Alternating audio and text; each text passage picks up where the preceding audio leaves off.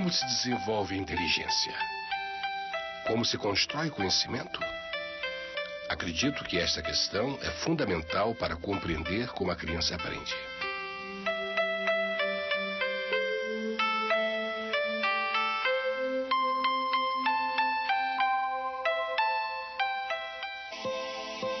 Foi olhando para um pardal albino, aos 11 anos de idade, que Jean Piaget decidiu tornar-se um cientista.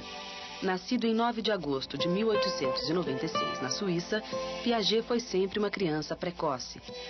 Interessado em ciências naturais, doutorou-se com uma tese sobre moluscos. A biologia é a chave para ajudar a resolver uma questão: como o ser humano conhece o mundo. Nós somos dotados de razão. Mas a razão é só uma potencialidade e precisa ser desenvolvida no decorrer da vida. Os estudos de Piaget o levam ao laboratório de Alfred Binet, em Paris. Lá pode observar as crianças de uma escola primária durante a aplicação de testes psicológicos. O que mais me fascina é observar os erros que as crianças cometem ao procurar uma solução para os problemas. Há uma lógica no erro.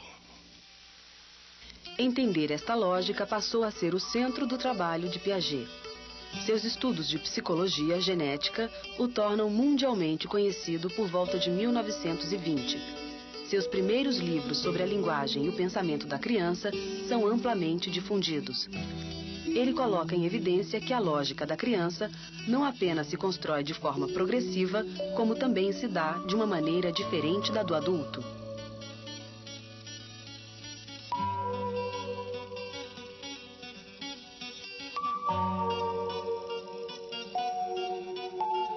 Fazer é compreender. Por isso, a aprendizagem é uma construção.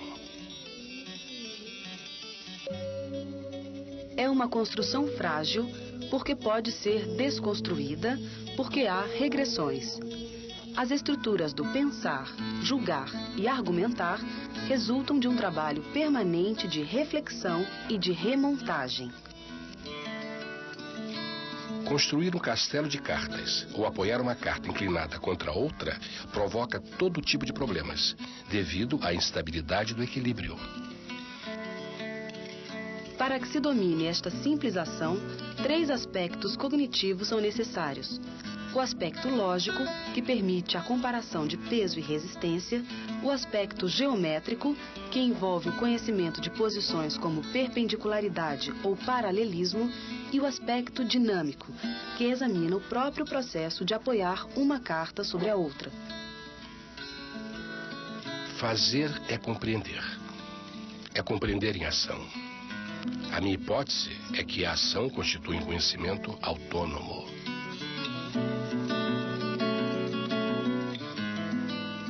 Para Piaget, o conhecimento é uma tomada de consciência, que se dá a partir dos resultados da ação, através da análise dos meios empregados e dos mecanismos inconscientes da ação. Em 1955, Piaget funda o Centro Internacional de Epistemologia Genética, reunindo cientistas de todo o mundo e das mais diversas áreas. A partir da década de 70, há uma expansão da dimensão construtivista do trabalho de Piaget. Sua obra traz a marca do grande cientista, criador de um novo paradigma para a aprendizagem. Depois de sua morte, em 1980, suas ideias continuam a inspirar novos estudos e debates em todo o mundo. Foi a contribuição do homem que, neste século, nos ensinou a olhar a criança. O que Piaget traz de mais rico para a prática pedagógica é uma visão de homem diferente. É passar a ver o homem como alguém que não é nem um produto do meio, o meio vai e estampa nele alguma coisa, então não é nem uma visão ambientalista, tampouco é uma visão inatista, no sentido de que a criança já está ali, pré-determinada, é um simples desabrochar das suas, funções que já estariam ali. Olhar para o mundo e representá-lo.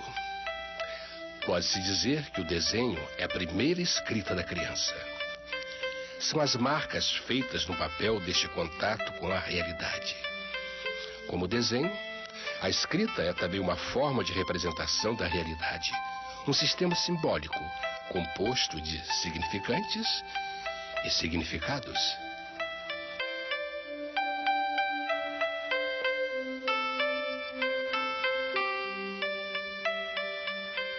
Um dos primeiros problemas enfrentados pela criança para desvendar a escrita é compreender aquelas marcas sobre o papel e o que elas representam.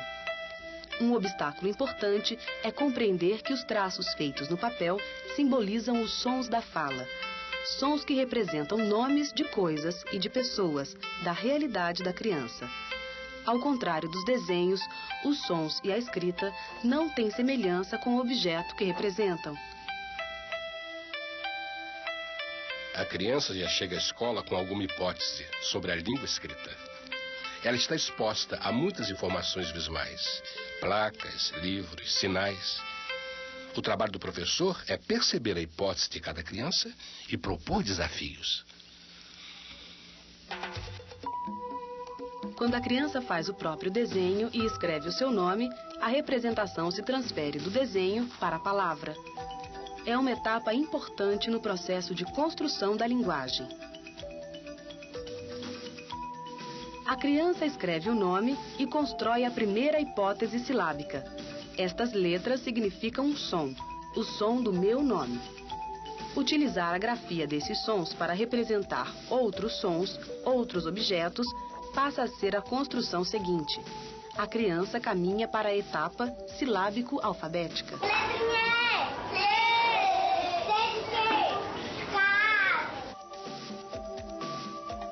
A criança agora agrega mais letras à escrita e é natural nesta fase o comer letras. A construção da escrita está progredindo e nesta etapa de reflexão e de remontagem, a criança ensaia as suas hipóteses. Comer letras, longe de ser um erro, é uma hipótese que a criança levanta sobre a grafia de uma palavra. É uma certa forma de compreender a escrita, de interagir com as palavras. Papai, que mais? De pato, que mais?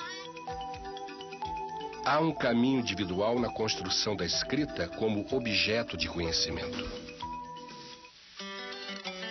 Para o construtivismo piagetiano, é preciso criar sempre situações novas e expor a criança a atos de leitura e escrita, habituando-a a práticas cotidianas, como a leitura de jornais, revistas, livros, bulas e receitas.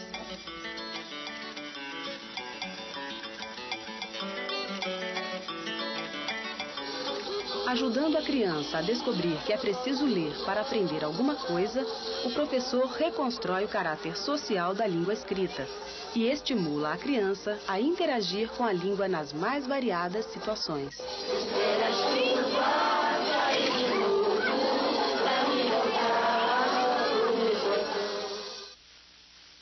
O professor precisa compreender que ele não é o único que sabe na sala de aula. A criança tem seu próprio repertório. É preciso compreender também que o erro é construtivo. É através do erro que se constrói o conhecimento.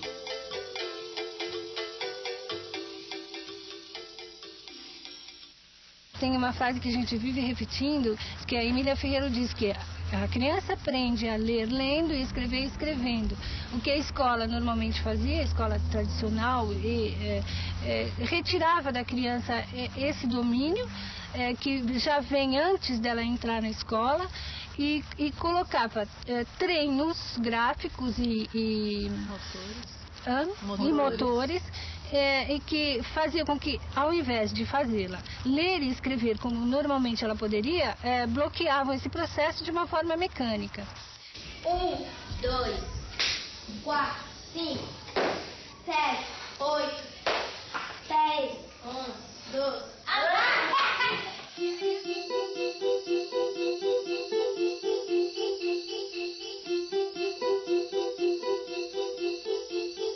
A ideia de número está ligada à sua relação com a quantidade. são quantidades de objetos que fazem parte do universo da criança. 1, 2, 3, 4. Representar quantidades é fazer uma representação matemática da nossa cultura. São objetos do nosso universo que podem ser juntados, empilhados, enfileirados e separados. As operações matemáticas são as representações destas mudanças.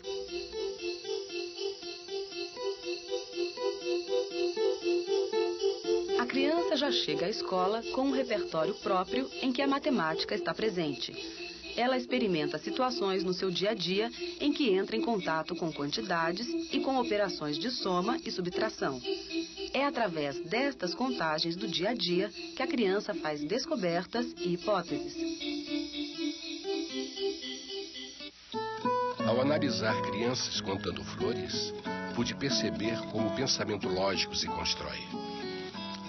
A criança percebe que existe uma lógica na série numérica e usa esta série para marcar o tempo em jogos infantis, mesmo antes de sabê-la de cor.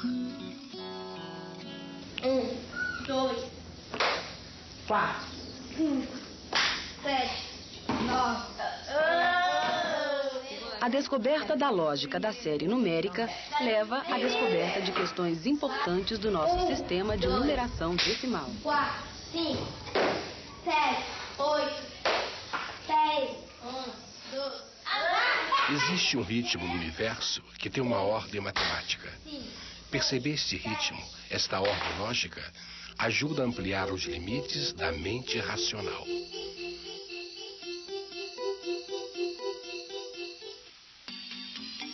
É na aula de matemática que o professor construtivista propõe situações de desafio através de jogos ou atividades para a solução de problemas. E quanto mais o professor conhecer seus alunos, mais ele vai descobrir como os alunos interagem com o mundo dos números. É descobrindo este processo cognitivo que o professor também aprende a ensinar melhor.